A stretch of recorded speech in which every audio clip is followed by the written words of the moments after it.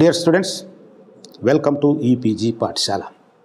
I am Professor P. Bhaskar Reddy, Department of Ancient Indian History, Culture and Archaeology, Sri Venkateswara University, Tirupati. In this module of the paper Outlines of Indian History, we are going to learn about non-cooperation movement. Non-cooperation movement is an important phase in the history of freedom struggle in India. The period of this movement, 1921 and 22, is the heroic and glorious period because the movement was carried vigorously by Mohandas Karamchand Gandhi. The emergence of Gandhi as a leader of nation, it marks a new phase in the history of freedom struggle because with the entry of Gandhi, it begins a new era and known as Gandhi era. And from this period onwards, this period is not only considered as a Gandhian era, and this period is an unquestioned period in the history of freedom struggle under the able leadership of Mahatma Gandhi up to 1947.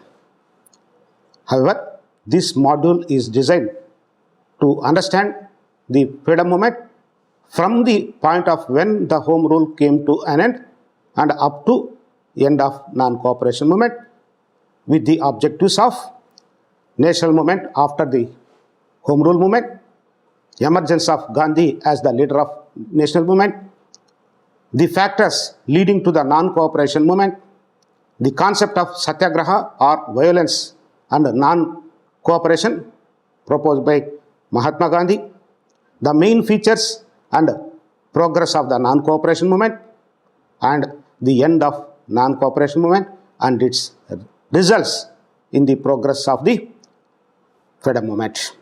With these objectives, let us first to start our discussion on the national movement after the Home Rule movement. It is known that the year 1919 was the memorable milestone in the history of freedom struggle. Already, the First World War came to an end. After that, the Paris Peace Conference was concluded. Accordingly, in that peace conference, the principle of self-determination was openly floated by the Allies. After that, the Ottoman Turkish Sultan and his empire also reduced to death. With this, the Indians also have a hope of they are gaining some advantages after this conference. Later on, the Monte-Kempsford reforms, though they were assured for the constitutional provisions, they failed to assuage the feelings of the national leaders. The authority of the British colonial imperialism was openly questioned after the Monte-Kempsford reforms. The people were now ready to plunge into the action to free their country from the British yoke. Thus, the third and last phase of the national movement began from that point onwards. How the Gandhi emerged as a leader of the nation, this was also one of the important points to discuss here. When the Home Rule movement was fading away, Mohandas Karamchand Gandhi returned to India from South Africa with rich experience in political agitation and a halo round his towering personality. Soon, he introduced the concept of technique of satyagraha or non-violence and non-cooperation into the political agitation in India to attain India's freedom from the Britishers. Non-cooperation means that a man should insist on truth and justice by non-violent means, refuse to accept injustice fearlessly, resist the oppressor not by hatred but resistance to him because of love for truth. These non-cooperation objectives included the programs of Hartal, non-cooperation, fasting, prayer, picketing, non-payment of taxes, civil disobedience, non-violent marches and fasting unto death. With these aims and objectives, Gandhiji Satyagraha served as a political weapon for the further progress of the national movement. With this, Gandhi transformed the movement into a mass movement, and also he brought a great psychological change in the course of national movement and became unquestioned leader of the national movement up to independence. With this, now what factors contributed for the starting of non-cooperation movement? Among that, the Rowlatt Act was the first one. Regarding the Rowlatt Act is concerned, the opportunity to experiment Gandhi's Satyagraha came when the British government introduced the Rowlatt Bills intended to curtail the civil liberties of Indians in the name of curbing terrorist violence. On this occasion, Gandhi desired the people of India that in case of these bills becoming a law, they shall refuse to obey these laws but refrain from violence to life, person or property. In protest of that, in February 1919, Gandhi founded the Satyagraha Sabha and his members took a pledge to disobey the act and court arrest and imprisonment. The Rowlatt Act was passed on March 18, 1919. It empowered the government to deport individuals, to muzzle the press, and to set up the tribunals to try political offenders. This act authorized the government imprisoned the persons without trial or conviction. The passing of Rowlatt Act brought Gandhi the forefront of the national movement. Gandhi suggested the launching of Satyagraha in the form of hartal or closure of shops and markets to register their protest. He undertook extensive tours of the country to explain the technique of Satyagraha. He had also advised the people to observe the April 6, 1919 as the day of protest to show the solidarity of the people of India. The people were asked to disobey the law by non-violent methods. This was an important principle of the Mahatma Gandhi, and with that call, the entire country was electrified with hartals, strikes, demonstrations, slogans of unity.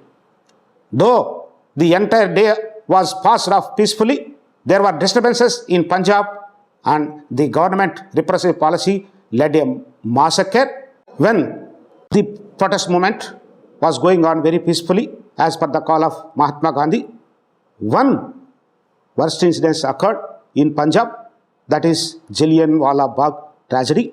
Now we may look into under what circumstances the Jallianwala Bagh tragedy was occurred and who was the responsible person and how this Jallianwala Bagh was the responsible for the starting of non-cooperation movement by Mahatma Gandhi. The success of Hartal on 6th April 1919 irritated Sir Michael O'Dwyer, the Lieutenant Governor of Punjab. During the protest time, he served prohibited orders even on Gandhi not to enter Delhi or Punjab or any other provinces.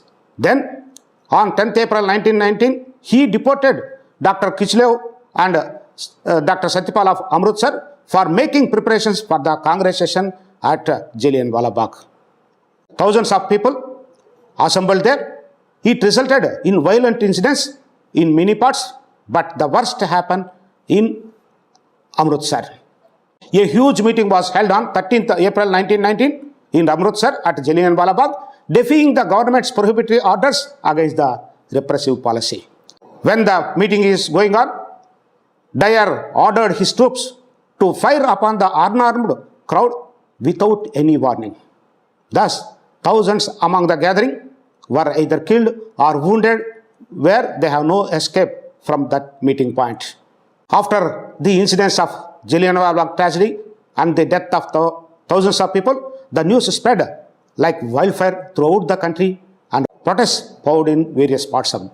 In a protest of that, the poet Rabindranath Tagore surrendered his title of knighthood as a protest, and several others also followed in the similar way. After this incident, Gandhiji took a 3-day fast from 15th April 1919. To support the Gandhi's fast, the Indian National Congress met in Amritsar under the presidency of Motilal Nehru, and they also observed mourning over the murder of people at Jallianwala Bagh.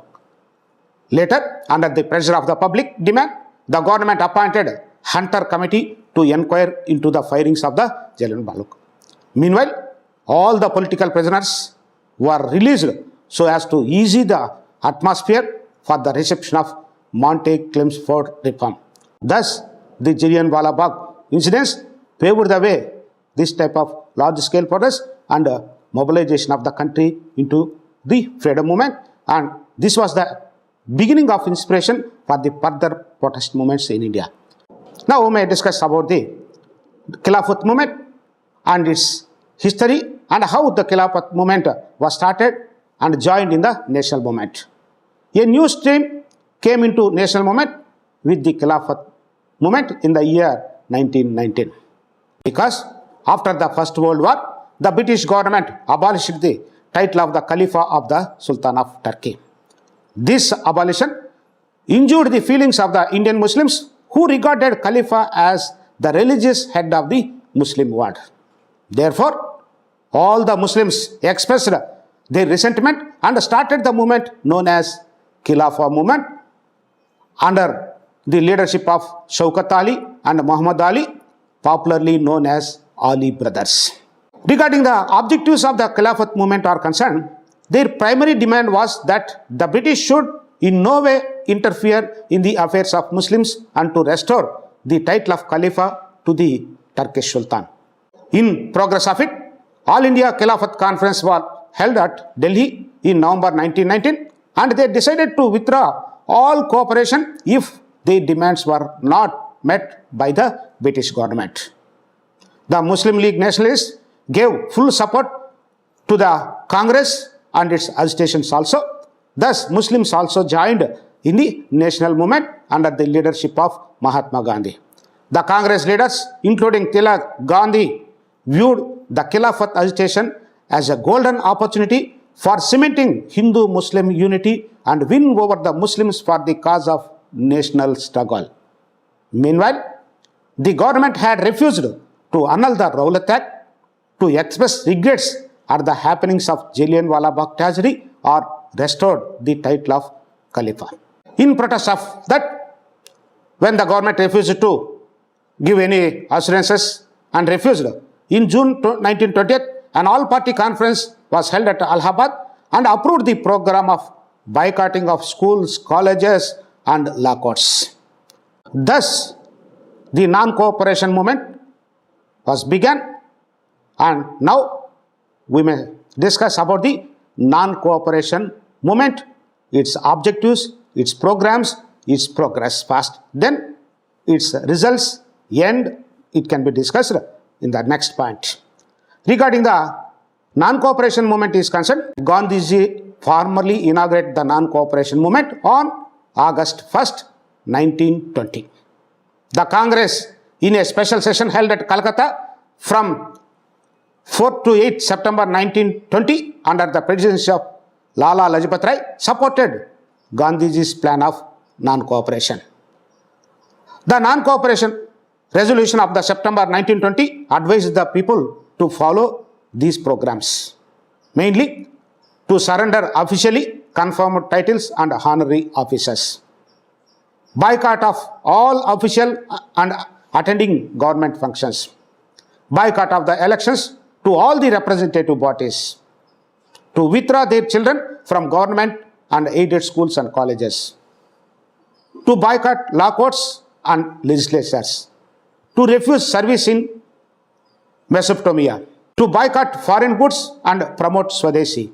Besides the above objectives, the Gandhiji mainly propagated that the movement must be carried on the method of non-violence. Later, the Nagpur session of the Congress held in December 1920 included even the non-payment of taxes in the non-cooperation program. If this was followed, Gandhi in the meeting itself promised to achieve Swaraj within a year. The Nagpur session also made changes in the constitution of the Congress. Now, the Congress became the organizer of the masses. Besides, Hindus and Muslims were also marching together for getting freedom to India. To popularize the non-cooperation movement, various devices such as meetings, harikathas, bhajans, sankirtanas, etc. were followed by the people with Swadeshi, Kaddar and anti-drinking campaign.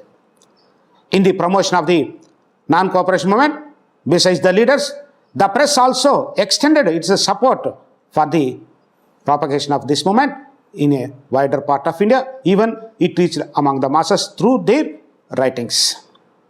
Among the various programs of the non-cooperation, boycott of elections is the one.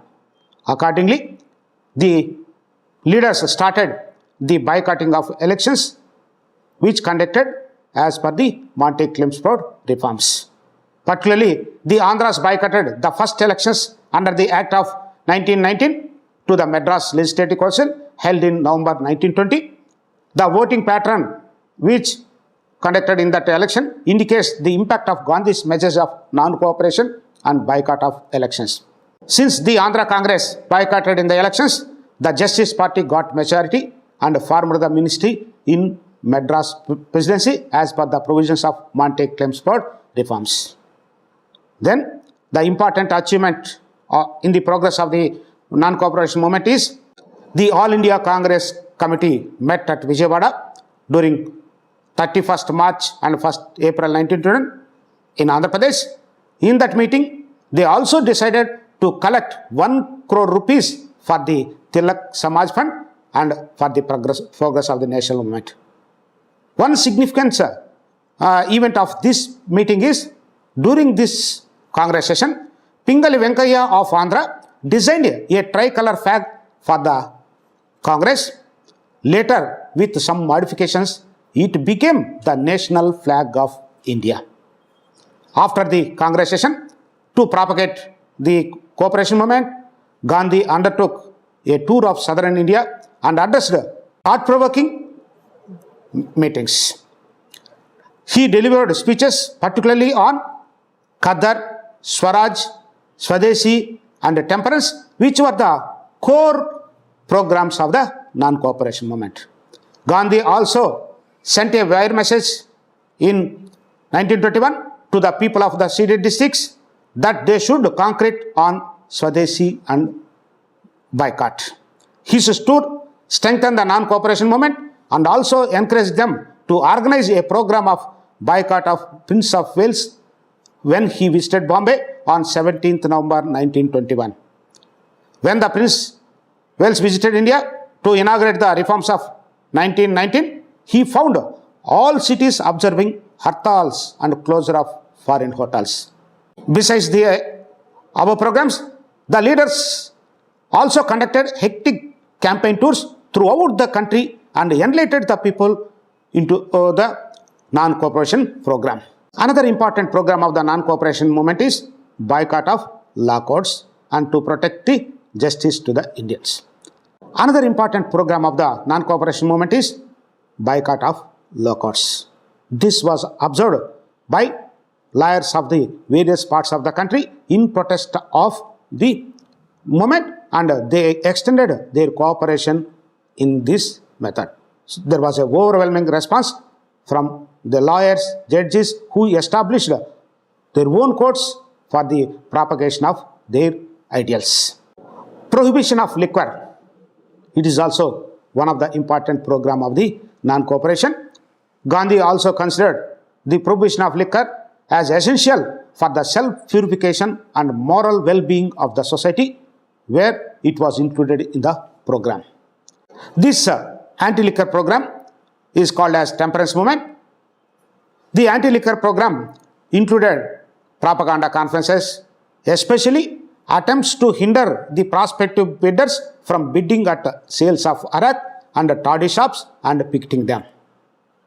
The movement was directed against the government, as the latter had come to rely more and more on liquor taxes as a source of revenue. The social reformers and the leaders having progressive views and voluntary associations also took up the campaign and used the platform, and the press also promoted to protest against the increasing consumption of liquor. In the progress of the liquor program. There were several incidents where the people themselves came voluntarily to protest before the shops, before the cutting of the trees of the toddy producing trees, and also they conducted various programs. Even they tried to protect the bidders in the bidding activity. Thus, there is no doubt that the preaching of the non-cooperation and the boycotting of liquor, in some cases, the picking of liquor shops contributed the phenomenal success in the cooperation movement of the age. Another unique program of the non-cooperation is Forest Satyagraha. Now we may look at what is Forest Satyagraha, where it was conducted, why it was conducted, and how the Forest Satyagraha was also contributed for the progress of non-cooperation movement. This was a unique program followed in Madras Presidency against the imposition of variety of forest laws on the peasants and the tribals of that area. The forest dwellers enjoyed several rights in the forest, such as wood for fuel and huts, agricultural implements, carts, etc., leaf for manure and mill spades, grass and leaves for grazing animals, forest producers like fruits, roots, herbs, honey, grain, and even fishing and hunting. They are the important products which they were need for the tribal and rural people for their livelihood. The Britishers imposed restriction on this and even imposed grazing fee on cattle and sheep. Naturally, they began defying forest rules.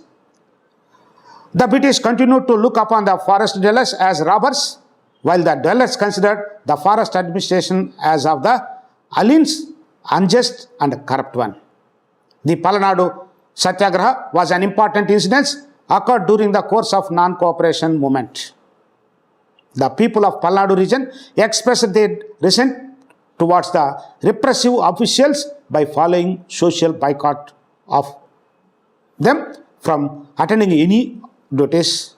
The social boycott was transformed into a non-tax campaign also, which it was also program of the non-cooperation. Next important program is Khaddar program. This was an important program of the non-cooperation movement, which it promotes the weaving industry, which was a basic industry for the rural community of the age. The program of spinning, weaving and wearing of handmade cloth was taken up by the people as per the resolution of the All India Congress Committee held at Vijayawada in April 1921. The Khaddar program was aimed at self-sufficiency in cloth, promotion of cottage industries and providing additional income to the poorer families. But this program gradually acquired political importance also. To popularize Khaddar, several weaving institutions were also founded by the All India Congress Committee and Pradesh Congress Committees. The Charaka and Khaddar program brought into the national movement, and many people, particularly the merchant and weaving communities, they involved more and more. Regarding the other programs of the non-cooperation, the AICC, which met at Delhi on 5th December 1921, decided to give permission to the provincial Congress committees to sanction mass civil disobedience as a part of non-cooperation movement, where the people were ready to plunge it. Thousands of peasants in Uttar Pradesh and Bengal had responded to the call. In many parts of Uttar Pradesh, the tenants refused to pay illegal dues to the Jamindars also. In Punjab, Sikhs were leading a non-violent movement known as Akali movement. In Assam, tea plant laborers were also joined in the non-cooperation movement and they went on a continuous strike. The peasants of Midnapur refused to pay union board taxes. The provincial congresses of several regions passed a resolution to authorize the commencement of civil disobedience movement in the name of non-payment of taxes. A powerful agitation in this regard found at Andhra Pradesh in the name of Chirala Perala, led by Duggirala Gopala Krishnaya.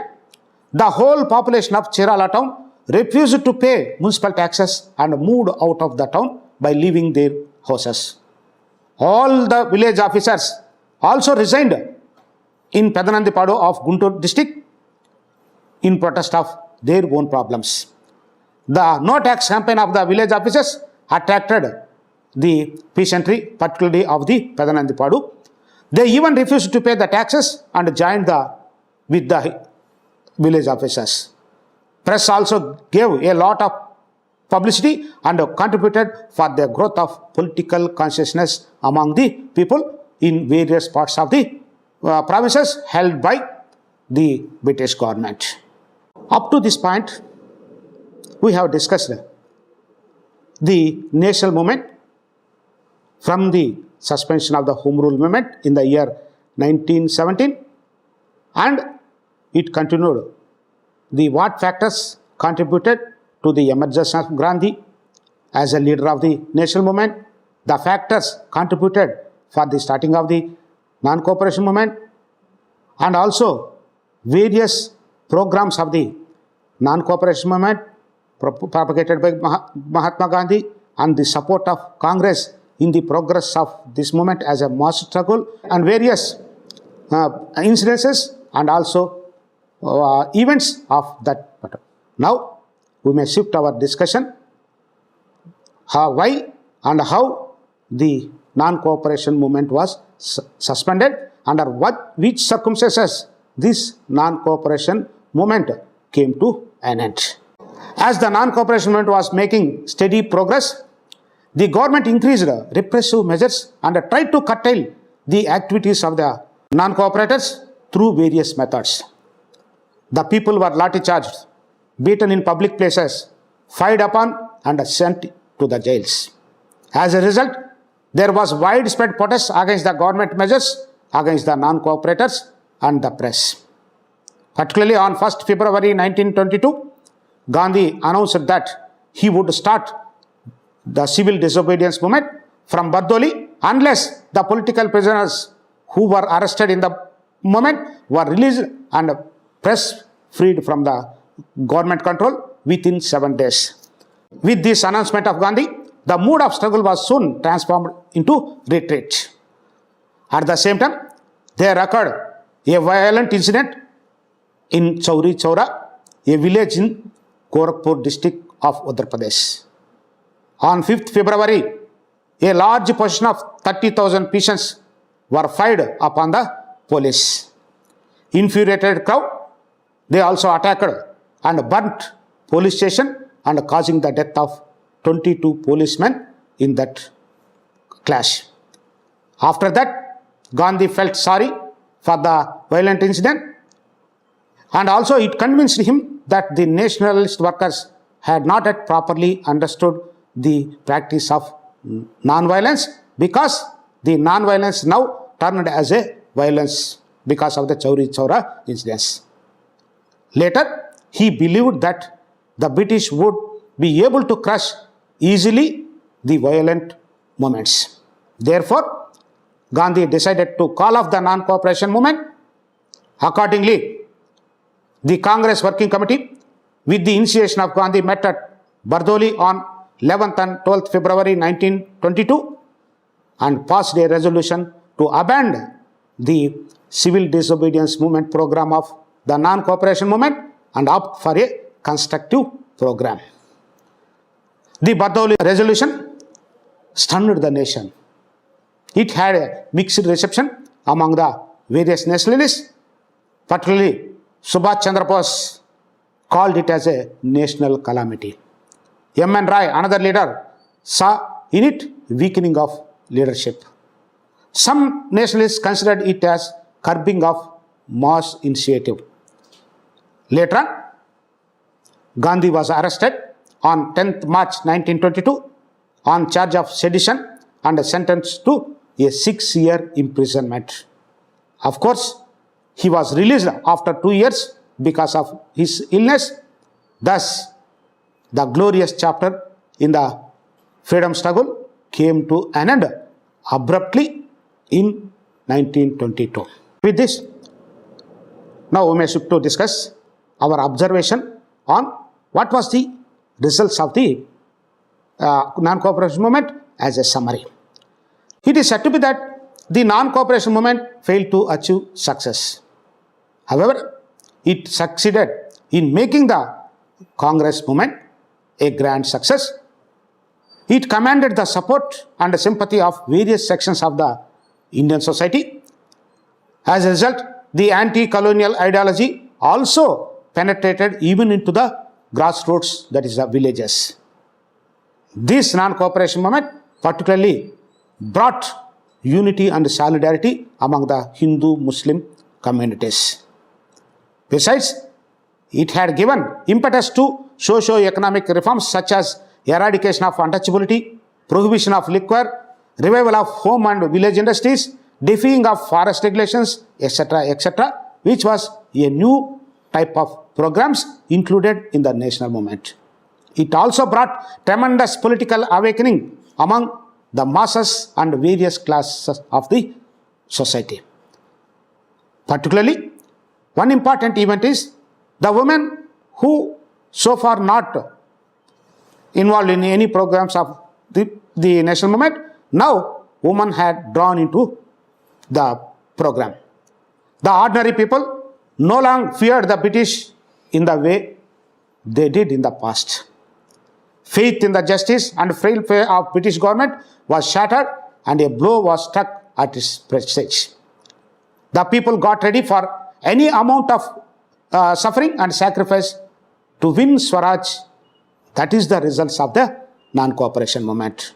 This was expressed by even Gandhi when he declared that the fight that was commenced in 1920 is a fight to finish, whether it lasts 1 month or 1 year or many months or many years.